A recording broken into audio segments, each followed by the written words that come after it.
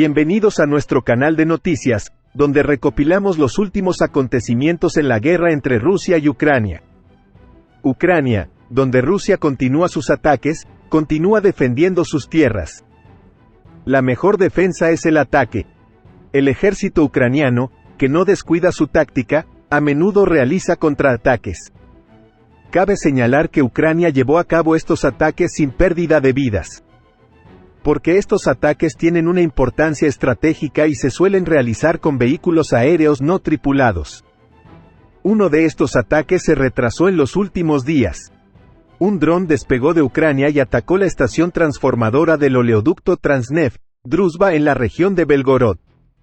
El dron se estrelló contra un tanque vacío con una capacidad de 3.000 toneladas. El tanque vacío evitó una posible explosión, pero el dron cargado con el explosivo creó un agujero de aproximadamente 4 metros cuadrados en el tanque. Si bien los empleados de la subestación fueron evacuados, no se reportaron pérdidas de vidas. No se sabe cuántos tanques llenos de combustible y productos derivados del petróleo podría haber en la zona donde se ubica la subestación, pero a juzgar por la potencia de la explosión, el ataque podría tener graves consecuencias.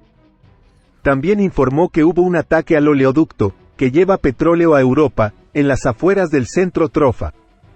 El vocero de la petrolera rusa Transneft, Igor Demin, afirmó que el oleoducto Druzhba, que pasa por la ciudad de Novosibkov en la región rusa de Bryansk, fue atacado por Ucrania.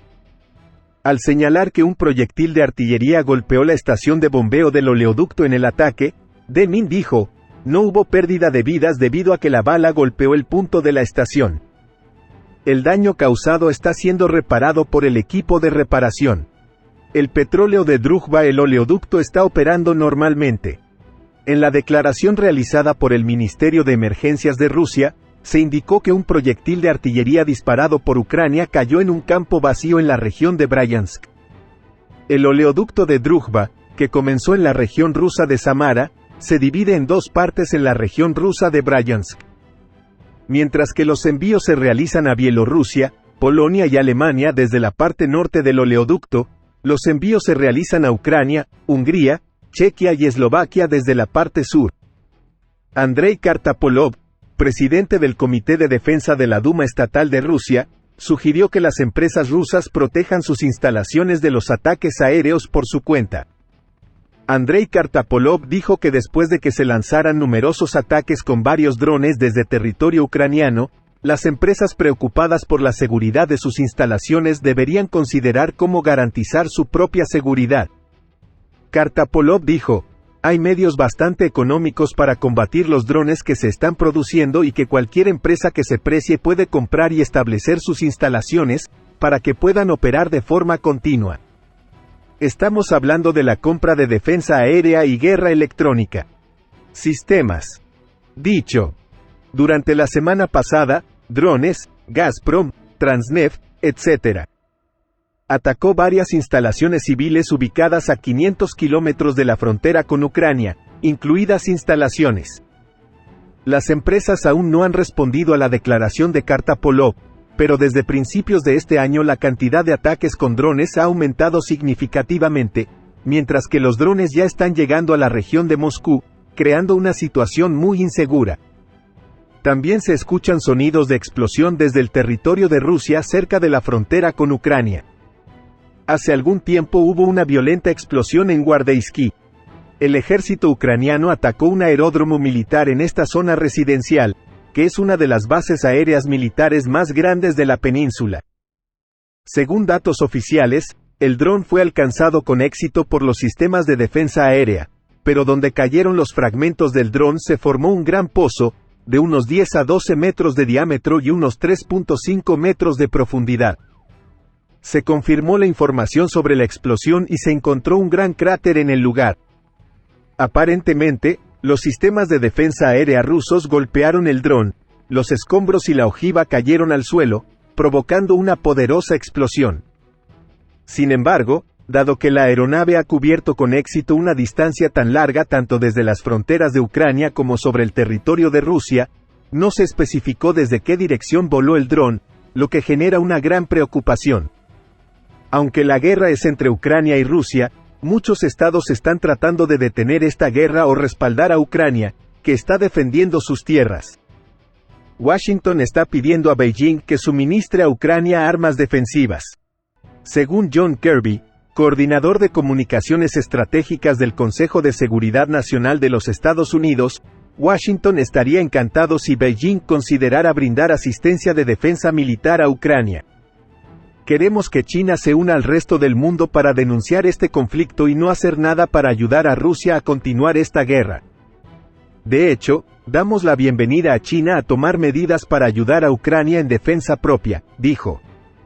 China aún tiene que comentar sobre la declaración de Kirby, pero dado que actualmente China prefiere permanecer neutral, está claro que Beijing no suministrará armas a Ucrania, aunque puede enviar ayuda humanitaria a Kiev.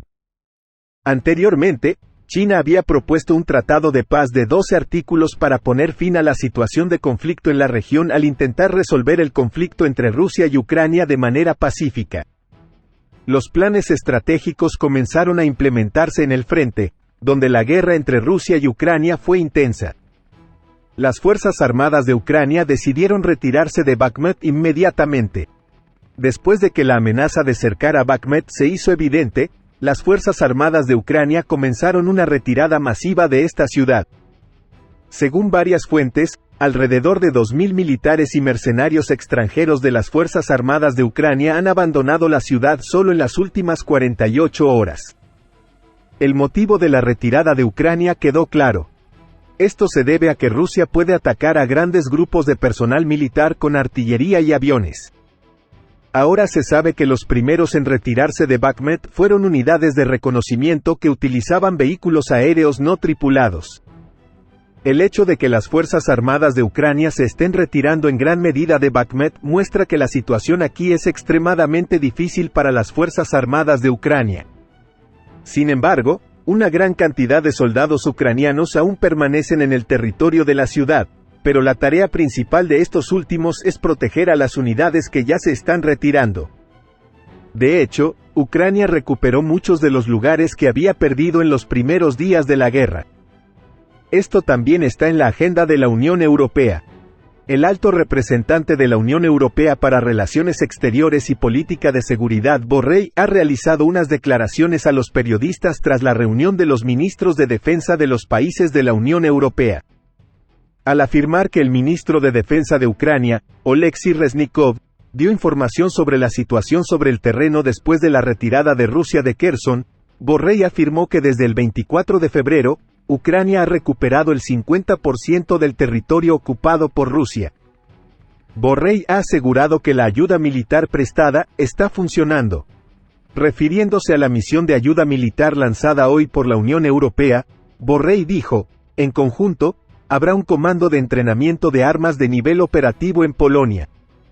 También habrá un comando de entrenamiento especial en Alemania. Él dijo, afirmando que más de 20 países han ofrecido la capacidad para la misión militar hasta el momento, Borrell continuó de la siguiente manera, lo que Ucrania necesita son más sistemas de defensa aérea. También proporcionaremos eso. Hay un flujo constante de municiones para hacer que los sistemas que ya proporcionamos sean completamente funcionales. Señalando que, Rusia ha dejado claro que tiene la intención de continuar la guerra, dijo Borrell, por un lado, dicen vagamente que quieren negociar, pero por otro lado, la guerra continúa y la destrucción aumenta. Mientras hablamos, Kiev y otras ciudades ucranianas están bajo ataque ruso. Realizó su valoración.